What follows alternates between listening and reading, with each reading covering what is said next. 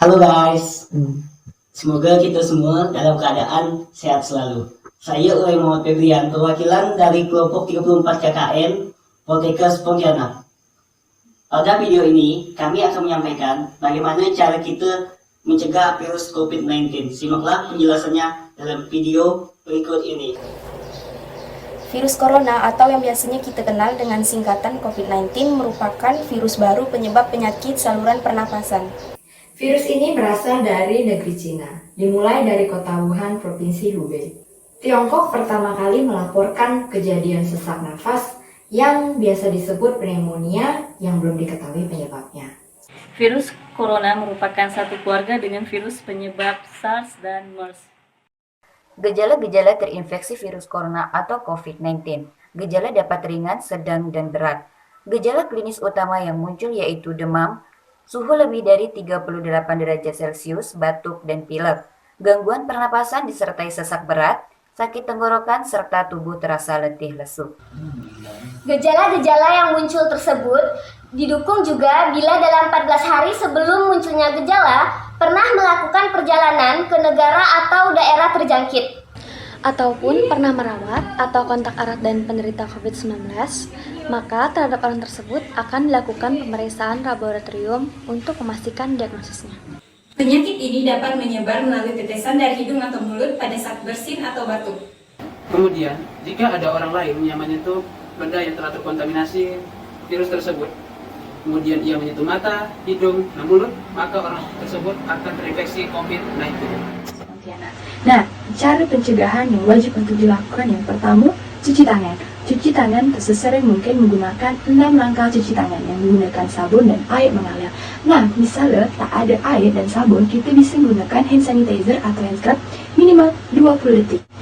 Yang kedua, hindari tangan untuk menyentuh bagian mata, hidung, dan mulut sebelum mencuci tangan, sebab itu adalah salah satu cara atau celah si penyakit atau virus itu masuk ke dalam tubuh kita.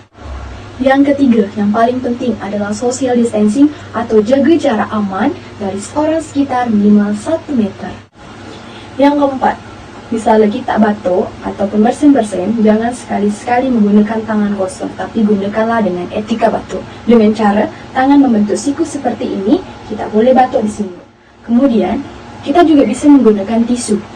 Letakkan tisu di depan muka, lalu kita bisa batuk di sini. Kemudian buang tisunya. Kemudian jangan lupa untuk cuci tangan kembali atau menggunakan hand sanitizer. Yang kelima, hindari untuk berjabat tangan atau bersalaman. Kita juga bisa menggantinya dengan cara salam namaste, salam siku, melambaikan tangan, serta memberikan senyum yang termanis untuk mengucapkan terima kasih kepada orang sekitarnya. Yang keenam, gunakan masker saat kita sakit ataupun tak sakit. Misal kita sakit, tetap diam di rumah atau pergi ke fasilitas kesehatan. Menggunakan masker merupakan salah satu cara untuk mencegah penyakit COVID-19 ini. Yang ketujuh, hindari diri dari keramaian dan aktivitas luar rumah jika tidak terlalu penting. Yang kedelapan, jaga pola hidup yang baik ya kawan-kawan dengan asupan makanan yang bergizi, istirahat yang cukup, dan olahraga. Dari segi kesehatan lingkungan, yang pertama, pedoman WHO untuk pengelolaan air minum dan sanitasi yang aman dapat diterapkan untuk penanganan KLB COVID-19. Disinfektan akan membantu untuk membunuh virus COVID-19 secara cepat. Yang kedua, banyak manfaat yang akan kita dapatkan dengan menerapkan pengelolaan air minum dan sanitasi yang aman, serta menggunakan perilaku hidup bersih dan sehat. Untuk mencegah terjangkitnya virus COVID-19, tentu dapat dilakukan dengan berbagai cara. Salah satunya adalah dapat mengikuti sesuai anjuran sesuai Kemenkes dengan prinsip isi piringku, yang mana pada prinsip ini juga sesuai dengan prinsip gizi seimbang. Nah, adapun isi piring dengan poin sebagai berikut. 1. Makan makanan yang segar setiap hari. Pilihlah makanan yang segar atau tidak melalui proses pengolahan panjang atau pabrikan. Semisal, daging segar, buah segar, sayur segar, dan lain-lain. 2. Makan makanan yang bergizi tinggi dan cukup. Cara yang mudah untuk mempersiapkan makanan yang bergizi adalah berpedoman pada prinsip piring makanku. Di dalam piring dibagi menjadi 2 sisi. Sisi pertama terdiri dari 2/3 berisi sayur dan 1/3 berisi buah. Sisi kedua terdiri dari 2/3 piring berisi sumber karbohidrat seperti nasi atau ubi, kentang, dan penggantinya. Dan 1/3 berisi untuk sumber protein, untuk lauk hewani dan nabati. 3. Makan teratur. Cukupi kebutuhan makan sebaiknya 3 kali makan utama setiap hari, dengan jeda kurang lebih 6 jam. Di antara kedua jam makan, bisa ditambahkan selingan.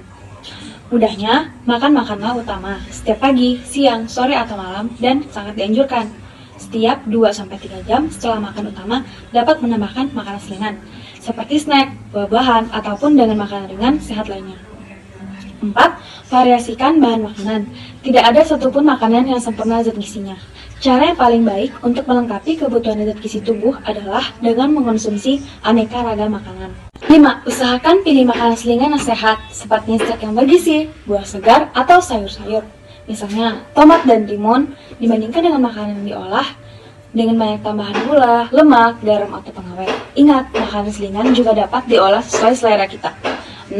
Hindari memasak sayur dan buah terlalu lama, karena dapat menurunkan nilai gizi, dan sebaiknya dalam memasak sangat dianjurkan untuk sekali makan, tidak berkali-kali dipanaskan, karena tentu dapat mengurangi nilai zat gizi yang ada pada sayuran dan buah-buahan. 7. Bijak memilih jenis lemak dan minyak. Pilihlah lemak tidak jenuh atau lemak baik pada ikan, alpukat, kacang, minyak zaitun, minyak canola, minyak bunga matahari, dan minyak jagung. 8. Batasi asupan gula, garam, dan lemak. Pada prinsip tumpang gizi seimbang, penggunaan gula, garam, dan lemak sangat dibatasi. Maksimal konsumsi dari bahan tersebut adalah 4 sendok makan gula, 1 sendok teh garam, dan 5 sendok makan lemak per hari. Batasi dengan cara meminimalisir konsumsi makanan olahan. Makan olahan seperti pizza, kornet, burger, kue, margarin, dan makanan cepat saji. Karena contoh makanan tersebut cenderung tinggi lemak, gula, dan garam, terkecuali dapat mengolah dan membuat sendiri dengan memperhatikan batasan yang dianjurkan. 9. Cukupi kebutuhan cairan. Pastikan air berasal dari sumber yang bersih dan aman. Minimal kebutuhan cairan untuk tubuh bagi orang normal adalah 6-8 gelas per hari. 10. Mengolah makanan sendiri dan makan di rumah. Minimalisir makan makanan dari luar atau di luar untuk menurunkan risiko penularan penyakit. 11. Pastikan keamanan makanan. Makanan harus aman dari kontaminasi yang berawal dari perolehan sumber makanan, pengolahan, penyajian, serta penyimpanan. Masak makanan hingga matang.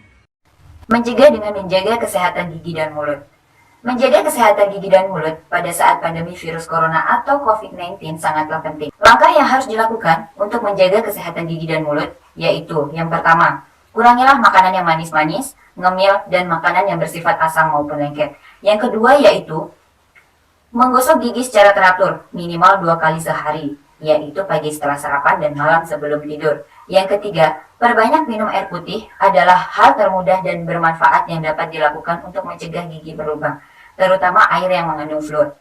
Yang keempat yaitu, biasakan untuk berkumur setelah makan. Pencegahan yang dapat dilakukan pada ibu hamil yaitu yang pertama, ibu hamil harus makan makanan bergizi seimbang, minum air putih yang cukup, menjaga kesehatan dan kebersihan diri, serta melakukan aktivitas fisik seperti senam hamil, yoga, dan pergerakan secara mandiri di rumah agar tubuh ibu bugar dan sehat. Kemudian yang kedua adalah bersihkan dan disinfeksi secara rutin pada benda dan permukaan yang sering ibu sentuh. Kemudian yang ketiga adalah ibu hamil untuk menunda pemeriksaan kehamilan kepada tenaga kesehatan apabila tidak ditemui tanda-tanda bahaya kehamilan seperti yang pertama adalah pergerakan janin yang kurang, kemudian yang kedua adalah muntah yang berlebihan sehingga tidak mau makan, kemudian ibu batuk lama, kemudian lemah, dan jantung berdebar-debar serta terjadinya perdarahan. Kemudian yang keempat adalah ibu hamil tetap minum tablet tambah darah dan vitamin sesuai dosis yang telah diberikan oleh tenaga kesehatan.